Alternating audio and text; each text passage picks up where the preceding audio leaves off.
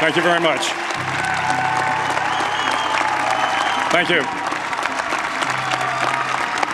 Well, thank you, President Powers, Provost Fenves, deans, members of the faculty, family and friends, and most importantly, the class of 2014. It is indeed an honor for me to be here tonight. It's been almost 37 years to the day that I graduated from UT. I remember a lot of things about that day. I remember I had a throbbing headache from a party the night before.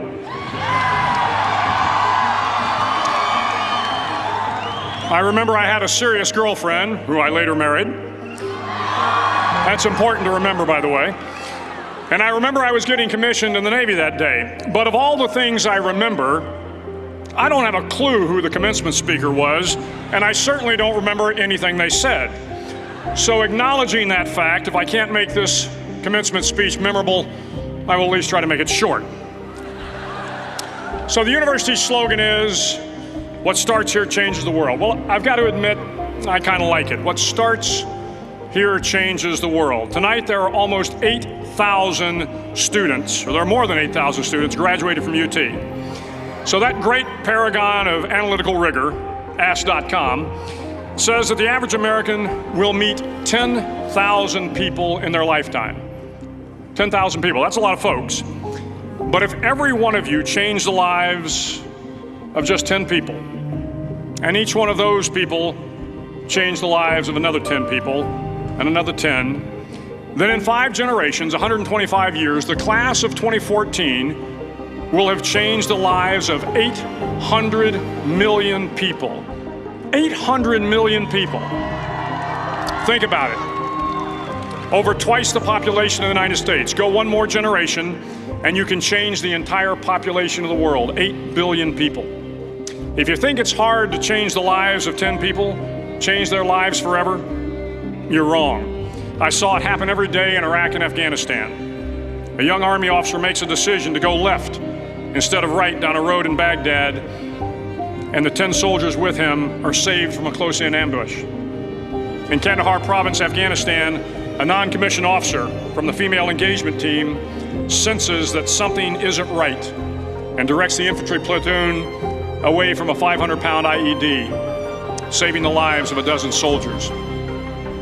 But if you think about it, not only were those soldiers saved by the decisions of one person, but their children were saved, and their children's children. Generations were saved by one decision, one person. But changing the world can happen anywhere, and anyone can do it. So what starts here can indeed change the world. But the question is, what will the world look like after you change it? Well, I'm confident that it will look much, much better. But if you'll humor this old sailor for just a moment, I have a few suggestions that may help you on your way to a better world. And while these lessons were learned during my time in the military, I can assure you that it matters not whether you ever served a day in uniform. It matters not your gender, your ethnic or religious background, your orientation, or your social status. Our struggles in this world are similar, and the lessons to overcome those struggles and to move forward, changing ourselves and changing the world around us, will apply equally to all. I've been a Navy SEAL for 36 years, but it all began when I left UT for basic SEAL training in Coronado, California. Basic SEAL training is 6 months of long, torturous runs in the soft sand, midnight swims in the cold water off San Diego, obstacle courses, unending calisthenics, days without sleep, and always being cold, wet, and miserable. It is 6 months of being constantly harassed by professionally trained warriors who seek to find the weak of mind and body and eliminate them from ever becoming a Navy SEAL. But the training also seeks to find those students who can lead in an environment of constant stress, chaos, failure, and hardships. To me, basic SEAL training was a lifetime of challenges crammed into 6 months. So here are the 10 lessons I learned from basic SEAL training that hopefully will be of value to you as you move forward in life. Every morning in SEAL training, my instructors, who at the time were all Vietnam veterans, would show up in my barracks room, and the first thing they'd do was inspect my bed. If you did it right, the corners would be square, the covers would be pulled tight, the pillow centered just under the headboard, and the extra blanket folded neatly at the foot of the rack. It was a simple task, mundane at best, but every morning we were required to make our bed to perfection. It seemed a little ridiculous at the time, particularly in light of the fact that we were aspiring to be real warriors, tough, battle-hardened SEALs. But the wisdom of this simple act has been proven to me many times over. If you make your bed every morning, you will have accomplished the first task of the day. It will give you a small sense of pride, and it will encourage you to do another task, and another, and another. And by the end of the day, that one task completed will have turned into many tasks completed. Making your bed will also reinforce the fact that the little things in life matter. If you can't do the little things right, you'll never be able to do the big things right. And if by chance you have a miserable day, you will come home to a bed that is made, that you made. And a made bed gives you encouragement that tomorrow will be better. So if you want to change the world, start off by making your bed. During SEAL training, the students are all broken down into boat crews. Each crew is 7 students, 3 on each side of a small rubber boat, and 1 coxswain to help guide the dinghy. Every day your boat crew forms up on the beach and is instructed to get through the surf zone and paddle several miles down the coast. In the winter, the surf off San Diego can get to be 8 to 10 feet high, and it is exceedingly difficult to paddle through the plunging surf unless everyone digs in. Every paddle must be synchronized to the stroke count of the coxswain. Everyone must exert equal effort, or the boat will turn against the wave and be unceremoniously dumped back on the beach. For the boat to make it to its destination, everyone must paddle. You can't change the world alone. You will need some help. And to truly get from your starting point to your destination takes friends, colleagues, the goodwill of strangers, and a strong coxswain to guide you. If you want to change the world, find someone to help you paddle. Over a few weeks of difficult training, my SEAL class, which started with 150 men, was down to just 42. There were now 6 boat crews of 7 men each. I was in the boat with the tall guys, but the best boat crew we had was made up of the little guys, the Munchkin crew we called them. No one was over 5'5". The Munchkin boat crew had 1 American Indian, 1 African American, 1 Polish American, 1 Greek American, 1 Italian American, and 2 tough kids from the Midwest. They out-paddled, outran, and outswam all the other boat crews. The big men in the other boat crews would always make good-natured fun of the tiny little flippers the Munchkins put on their tiny little feet prior to every swim. But somehow these little guys from every corner of the nation and the world always had the last laugh, swimming faster than everyone and reaching the shore long before the rest of us. SEAL training was a great equalizer. Nothing mattered but your will to succeed, not your color, not your ethnic background, not your education, not your social status. If you want to change the world, measure a person by the size of their heart, not by the size of their flippers. Several times a week, the instructors would line up the class and do a uniform inspection. It was exceptionally thorough. Your hat had to be perfectly starched, your uniform immaculately pressed, your belt buckle shiny and void of any smudges. But it seemed that no matter how much effort you put into starching your hat or pressing your uniform or polishing your belt buckle, it just wasn't good enough. The instructors would find something wrong. For failing the uniform inspection, the student had to run, fully clothed, into the surf zone. Then wet from head to toe, roll around on the beach until every part of your body was covered with sand. The effect was known as sugar cookie. You stayed in the uniform the rest of the day, cold, wet, and sandy. There were many a student who just couldn't accept the fact that all their efforts were in vain, that no matter how hard they tried to get the uniform right, it went unappreciated. Those students didn't make it through training. Those students didn't understand the purpose of the drill. You were never going to succeed. You were never going to have a perfect uniform. The instructors weren't going to allow it. Sometimes, no matter how well you prepare or how well you perform, you still end up as a sugar cookie. It's just the way life is sometimes. If you want to change the world, get over being a sugar cookie and keep moving forward. Every day during training, you were challenged with multiple physical events: long runs, long swims, obstacle courses, hours of calisthenics, something designed to test your mettle.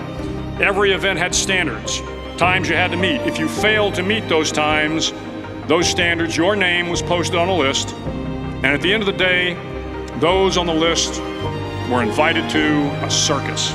A circus was 2 hours of additional calisthenics, designed to wear you down, to break your spirit, to force you to quit. No one wanted a circus. A circus meant that for that day, you didn't measure up. A circus meant more fatigue, and more fatigue meant that the following day would be more difficult and more circuses were likely. But at some time during SEAL training, everyone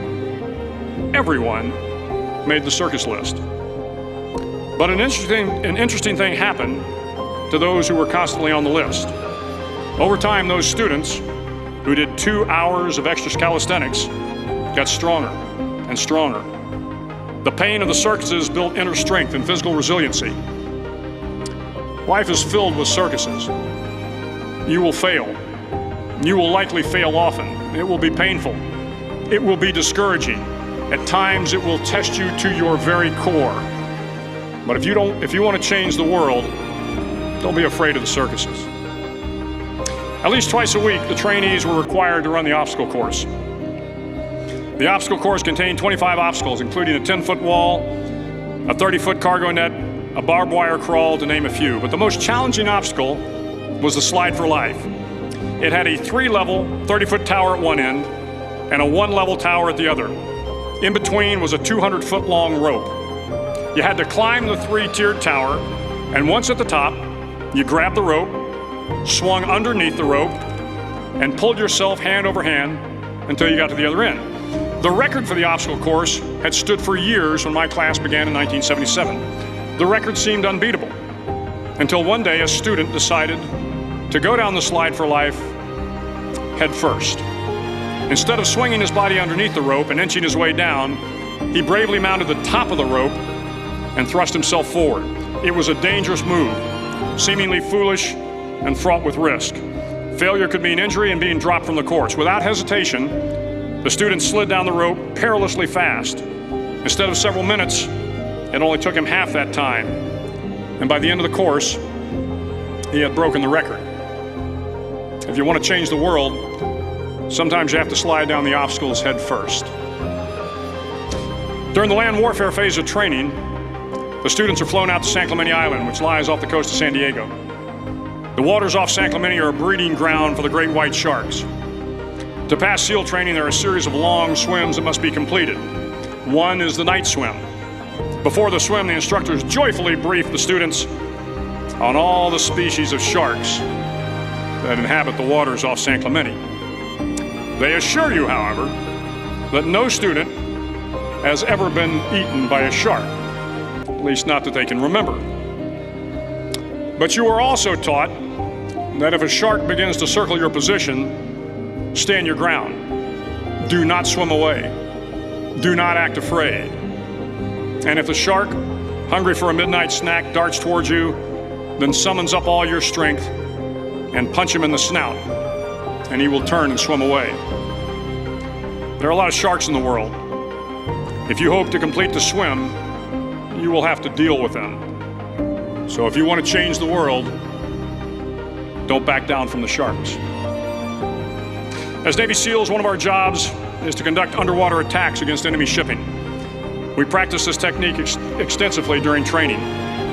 The ship attack mission is where a pair of SEAL divers is dropped off outside an enemy harbor and then swims well over 2 miles underwater, using nothing but a depth gauge and a compass to get to the target. During the entire swim, even well below the surface, there is some light that comes through. It is comforting to know that there is open water above you. But as you approach the ship, which is tied to a pier, the light begins to fade.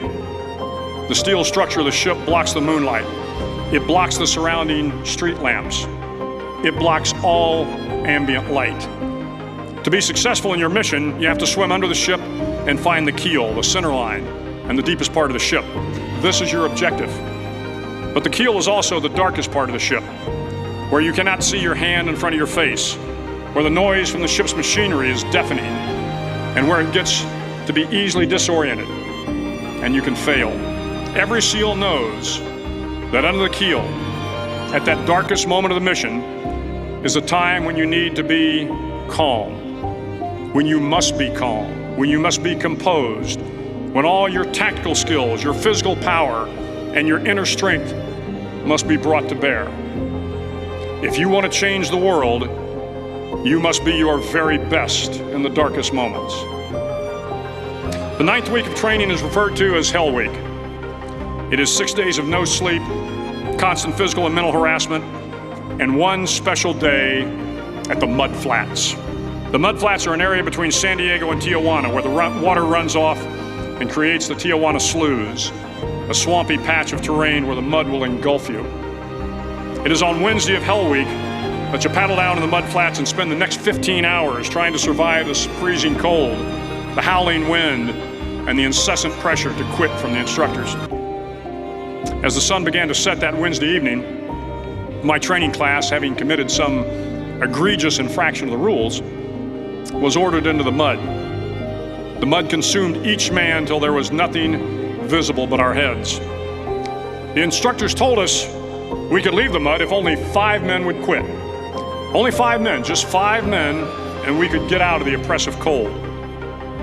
Looking around the mud flat, it was apparent that some students were about to give up. It was still over 8 hours till the sun came up. 8 more hours of bone-chilling cold.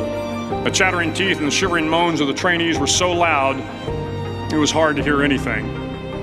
And then one voice began to echo through the night. One voice raised in song. The song was terribly out of tune, but sung with great enthusiasm. One voice became 2, and 2 became 3, and before long, everyone in the class was singing. The instructors threatened us with more time in the mud if we kept up the singing, but the singing persisted, and somehow the mud seemed a little warmer, and the wind a little tamer, and the dawn not so far away. If I have learned anything in my time traveling the world, it is the power of hope, the power of one person, a Washington, a Lincoln, King, Mandela, and even a young girl from Pakistan, Malala. One person can change the world by giving people hope. So if you want to change the world, start singing when you're up to your neck in mud. Finally, in SEAL training, there's a bell. A brass bell that hangs in the center of the compound for all the students to see. All you have to do to quit is ring the bell. Ring the bell, and you no longer have to wake up at 5 o'clock. Ring the bell, and you no longer have to be in the freezing cold swims. Ring the bell, and you no longer have to do the runs, the obstacle course, the PT, and you no longer have to endure the hardships of training. All you have to do is ring the bell to get out. If you want to change the world, don't ever ring the bell.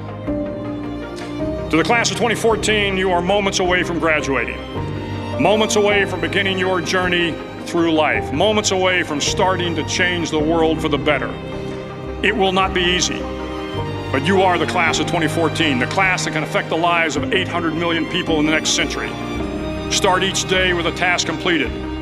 Find someone to help you through life. Respect everyone. Know that life is not fair and that you will fail often. But if you take some risks, step up when the times are the toughest, face down the bullies, lift up the downtrodden, and never ever give up. If you do these things, the next generation and the generations that follow will live in a world far better than the one we have today. And what started here will indeed have changed the world for the better. Thank you very much. Hook 'em horns.